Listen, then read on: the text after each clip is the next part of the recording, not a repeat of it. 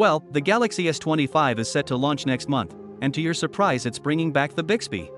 Yes, you heard it right, Bixby is making a big comeback, but with a twist. With that being said, let's first dive into what makes the upcoming Galaxy flagship truly stand out. So, like we all know, AI is once again taking center stage, just like with the Galaxy S24. But this time, Samsung is stepping up its game with Galaxy AI, where the heart of this evolution is the upgraded Bixby, which is said to be integrated with the cutting-edge large language models, positioning Bixby as a strong alternative to ChatGPT and Google Gemini. Now you might ask, what's new with Bixby? And the answer is, it's now smarter, more interactive, and deeply integrated with your device. From navigating tasks to helping you pick the perfect outfit for the day, Bixby uses data from your calendar, search results, and apps to give tailored answers. It's like having a personal assistant, but on steroids. Furthermore, addressing the elephant in the room. We all know Bixby hasn't had the best reputation in the past. But this time, Samsung seems determined to change the narrative.